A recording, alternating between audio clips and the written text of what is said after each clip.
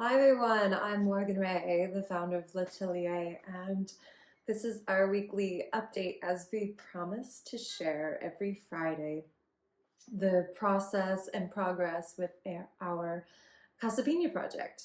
So this week it moved a little bit slower but with more power. We spent time actually looking at all our options for our bed and breakfast, or B&B, that we spoke about in the last video. And learning from the past, we didn't go with we're not just going after the first one that we wanted. I think of late, we've went through an experience where we hopped into an architecturally designed space that was by a star architect, and it seemed really, really great, and we just went for it without really considering all the things that we wanted to do in it and if it was actually suitable.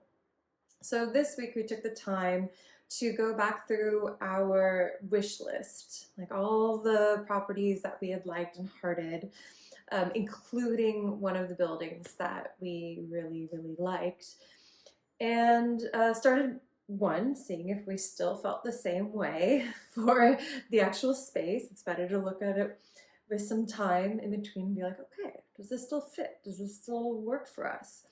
It's not just a home, but it's going to be something that we share with others. So it takes into account how we furnish it. Like, is it going to be easy to flip into a bed and breakfast, or are we going to have to invest a lot more in the furniture, which was the case with our previous location that we had looked at? Does it have some uniqueness to it? Does it have design elements that reflect what we stand for?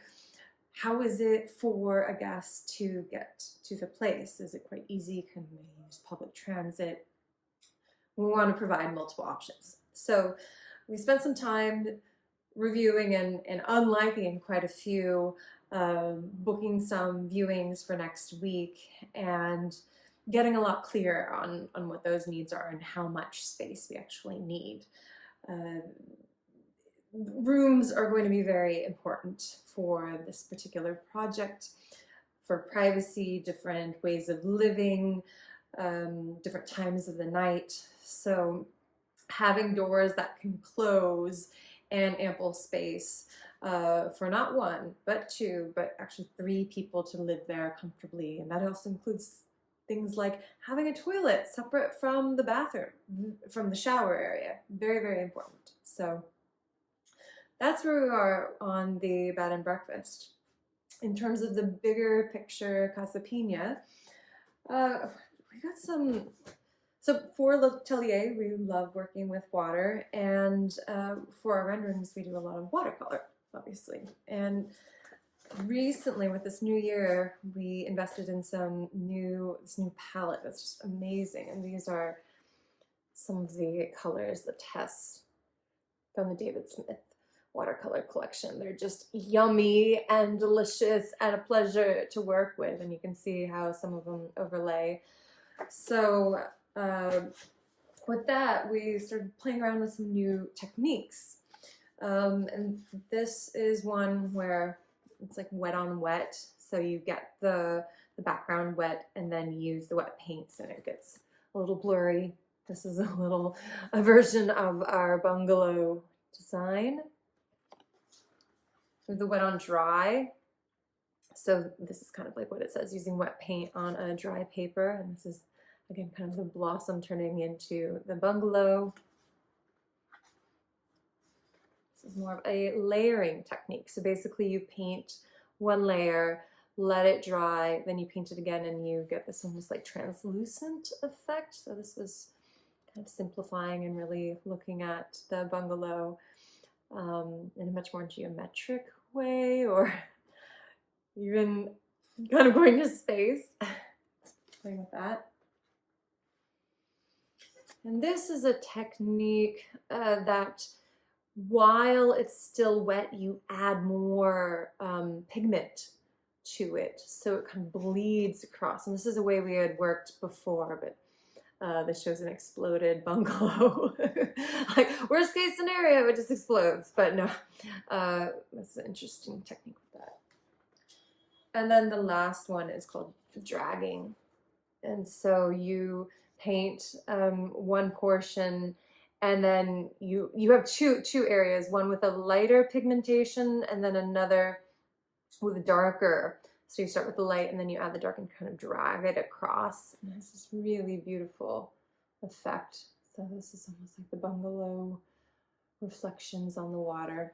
So we're trying to get warmed up again because we're diving into the interior renderings pretty soon. Been really focused on the exterior and feel really good about the outer shell and the materiality with that. But moving into the interior, just like you would with singing or any other creative technique, you have to get warmed up again. So this week was starting that and playing around with new ways of painting, also learning the colors and how they work, and new brushes. So that was really fun. I know in the last video we had mentioned number crunching and getting into that, and we just reviewed with the team the spreadsheet that we have for starting up a hospitality hotel style project and factoring in the budget for the initial startup phase, going into a full year plan and crunching all the numbers, taking into account like how much you charge, how much it costs for a turnover of one guest, the initial startup costs, you know, how much, when it takes that you get paid back for those investments. And so we reviewed that with the team, but we didn't dive into it yet. So those juicy details are to come. And if you're interested in the spreadsheet, send us a comment, send us a message. We're happy to share our techniques with you and these wonderful, okay, personally, I love using spreadsheets and figuring out the numbers and just understanding the project and profitability. Again, this bed and breakfast is a business. We love that it's going to look amazing, feel amazing, and we found this delicious peachy coffee machine that we love.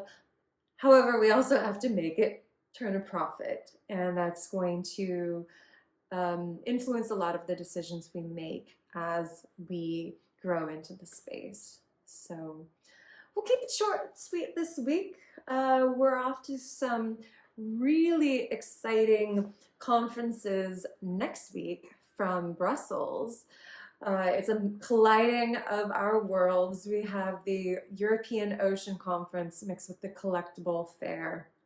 So water and design, and getting to experience all the lovely hospitality there. So I'm really looking forward to that and sharing our experience with you here. Be sure to like and click the little bell if you want to get our updates. We also have a monthly newsletter if you want to learn more about what we do and the Casa Piña project. So thank you, wishing you a very merry weekend, and see you next week.